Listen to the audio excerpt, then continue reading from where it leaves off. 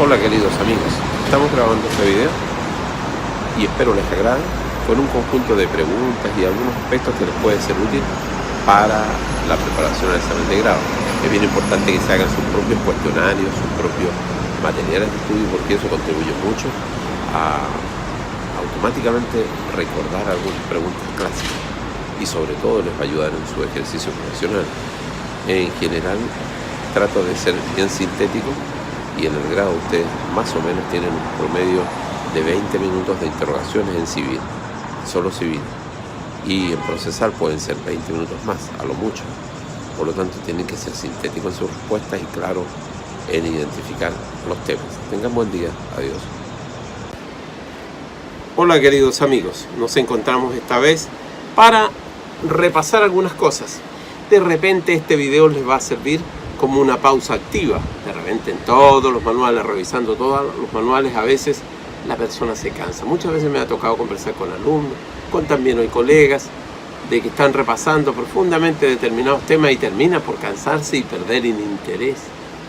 A veces una pausa activa, un recordar, el conversar con un compañero también, puede ser una forma de estudiar también, pero de una manera distinta. Bajar la intensidad de tal modo de no perder el entusiasmo y no agotarse en el intento. Hoy vamos a repasar algunos conceptos como básicos y quiero como de pronto recordarles la importancia de qué cosa, el concepto de ordenamiento jurídico, ¿ya?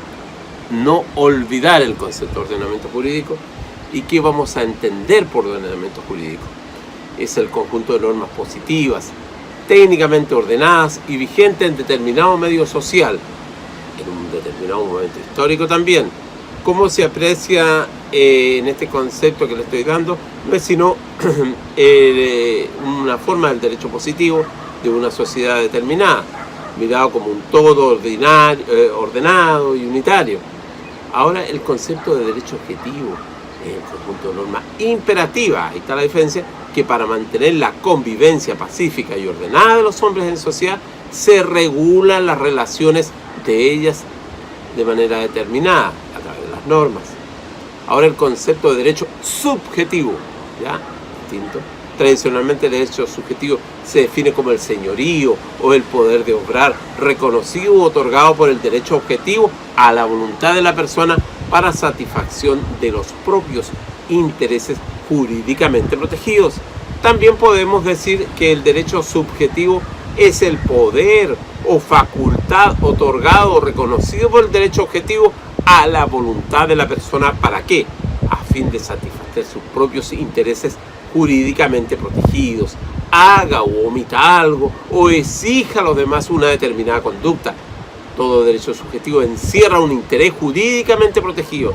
Son ejemplos de derecho subjetivo el de propiedad, el de usufructo, el derecho de hipoteca, por ejemplo los del vendedor y el comprador para exigir respectivamente el pago y la entrega de la cosa que estoy comprando, los del arrendador y arrendatario para exigir el primero el pago de la renta y el segundo que se le entregue la tenencia de la cosa y se le mantenga en ella mientras dure el contrato, el del acreedor de un préstamo de dinero para que se le pague la cantidad debida. Para Carlos Ducci simplemente se trata de una facultad para actuar o potestad que un particular tiene, sancionada obviamente por la norma jurídica. Y creo que una norma jurídica es el mandamiento prescrito por la autoridad dirigido a todos los hombres que viven en sociedad y mediante el cual, bajo amenaza de sanción obviamente, se les motiva a observar una determinada conducta, ya sea positiva o negativa. ¿Cuáles son las sanciones más usuales presentes en nuestro código? Si entendemos que la sanción es la consecuencia jurídica que para el infractor de la norma trae el hecho de haberla desconocido o infringido, vamos a concluir que nuestro Código Civil será la ejecución forzada de la obligación o la indemnización de perjuicios como las sanciones más comunes. Así podemos distinguir la ejecución forzada. ¿Qué consiste esta sanción? ¿Por qué se habla de eso? Cuando es posible y necesario en el empleo de medios compulsivos contra el violador de la norma para lograr que el mismo resultado se obtenga si hubiera cumplido en buena onda, espontáneamente. Si, por ejemplo, un grupo de individuos ocupa un terreno ajeno, como hemos visto, y se resiste a abandonarlo, será expulsado por la fuerza pública. Ahora, la indemnización o compensación o resarcimiento con el cual se repara el daño causado a otro, por ejemplo, ocurre cuando adquirió intencionalmente o por imprudencia a una persona, deberá pagarle los gastos de curación o sumas de dinero que dejó de ganar en su actividad mientras se medicamentaba, ¿ya? O el alivio de dolores, por ejemplo, me toca ver con frecuencia eso. Del mismo modo, el deudor que no cumple la obligación que le impone un contrato o cumple en el plazo o no cumple en el plazo contado, deberá pagar a título de indemnización todos los perjuicios generados por el acreedor por el incumplimiento parcial o tardío. ¿Cuál es el concepto de derecho, de Estado de Derecho? Consiste en la plena vigencia de un sistema integral de normas impersonales que previenen todas las conductas sociales posibles, ya sea permitiéndole u ordenándolas, y que son aplicadas por un poder jurisdiccional independiente. ¿Cuáles son los componentes del Estado de Derecho? Son el ordenamiento jurídico, obviamente, el poder jurisdiccional independiente, ojo, derechos fundamentales de la persona humana. Ahora, ¿qué se entiende por normas de derecho público? Son aquellas que regulan la organización y actividad del Estado y demás entes públicos menores como las municipalidades. En el campo de las normas jurídicas de derecho público, los particulares actúan en un plano de subordinación respecto a las entidades que obran en nombre de la soberanía nacional. Otro autor se refiere como a las llamadas también cogentes, dice, o necesarias.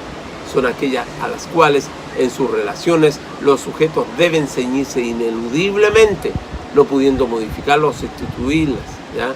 Las normas de orden público envuelven un predominante interés colectivo y por ende es lógico que sean el patrón común y uniforme de todas las relaciones a que ella se refiere y no se alteren a voluntad de las partes.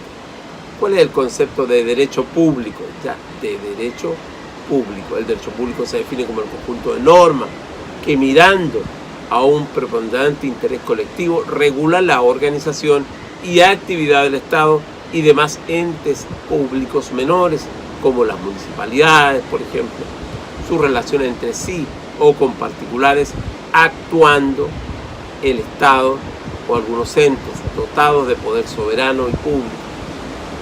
Hay un conjunto de normas y principios jurídicos que se inspiran en el supremo interés de la colectividad. Son esenciales para asegurar el correcto funcionamiento de un determinado momento histórico, por ejemplo, por lo que no pueden derogarse o dejar de cumplirse por los particulares en sus relaciones jurídicas. Es el orden general necesario para el mantenimiento del equilibrio social, la moral pública, ¿ya? En algunos ejemplos presentes en nuestro código hay normas diversas, son numerosos los ejemplos que podemos encontrar. Pero ¿qué les parece si en el grado les preguntan, denme un ejemplo? Es terrible, ¿eh? Entre ellas están las normas que regulan el Estado y la capacidad de las personas, la mayoría de las leyes de derecho de familia, por ejemplo, las normas que establecen los órdenes sucesorios, las asignaciones forzosas, la relativa a los requisitos que debe cumplir el testamento. Otros casos típicos de estas normas son las que establecen solemnidades para algunos actos, como la escritura pública en la compraventa de bienes raíces, las que protegen a terceros de buena fe. Ahora, otro concepto que suele preguntarse es el concepto de orden público económico. Lo van a ver en quinto año con derecho económico, como el conjunto de principios y normas jurídicas que organizan la economía de un país y autorizan o facultan a la autoridad para regularla, de conformidad a los valores de la sociedad nacional consagrados en la Constitución de 1980, guste o no guste. Concepto de derecho civil. En ese vamos a entender el conjunto de principios, preceptos jurídicos sobre la personalidad y las relaciones patrimoniales y de familia. También pueden definirse sintéticamente como el derecho privado común y general o en forma descriptiva como el conjunto de normas sobre la personalidad, las relaciones patrimoniales y de familia. Ahora, ¿cuál es el contenido del derecho civil? Lo hemos visto en otros videos. Conforman el derecho civil las normas sobre las instituciones fundamentales del derecho privado, como la personalidad, la familia y el patrimonio. Personalidad, familia y patrimonio. Las normas sobre la personalidad miran a la persona en sí misma y no en sus relaciones con los demás. En este sentido, todas las normas que regulan los atributos de personalidad, ¿ya?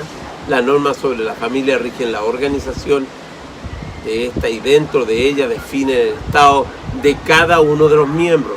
Y las normas sobre el patrimonio, en su definición clásica, es el conjunto de derechos y obligaciones valuables en dinero, ¿ya? Ahora hay detrás de toda esa definición están los derechos reales, los derechos personales, los derechos de la sucesión por causa de muerte, ¿ya?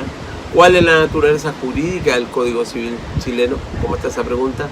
El Código Civil chileno es, en estricto rigor, una ley promulgada cuando se promulgó el 14 de diciembre de 1855, siendo presidente de la República don Manuel Montt. Empezó a regir cuando el 1 de enero de 1857. Su autor fue don Andrés Bello, venezolano de nacimiento, y a quien el Congreso de Chile, en atención a sus eminentes servicios prestados al país, le concedió la nacionalidad. Vean un video que tengo de Andrés Bello. ¿Quién suscribe el mensaje del Código Civil? El código está firmado por Manuel Montt, presidente de la República de Chile, don Francisco Javier Ovalle, el ministro de Justicia, Culto e Institución Pública de la época. Sin embargo, fue redactado por Andrés Bello. Ahora, indíqueme, por ejemplo, una importante diferencia entre la normativa del Código Civil francés y del chileno. En términos generales, el Código Civil chileno es una copia exacta del Código francés. No obstante, en los largos pasajes del texto nacional se hace alguna referencia clara a su forma europea de la época, ¿ya? En el Código Civil chileno, para realizar, por ejemplo, la transferencia del dominio, se requiere el título traslaticio y de un modo de adquirir. En la norma francesa, aquello no es necesario, pues el título se basta por sí mismo y es suficiente para realizar la tradición. Es decir, se establece que la propiedad se transfiere y adquiere por solo efecto del contrato. La tradición pierde su calidad de modo de adquirir. Representa solo la ejecución de la obligación del vendedor de poner a disposición del comprador. Es de ahí que se hable de efecto real del contrato. ¿Cuál es la estructura del Código Civil chileno? Se divide en el mensaje, en un título preliminar, en 4 libros y un título final, ¿ya? Se compone un total de 25 o 24 artículos y el artículo final, ¿ya?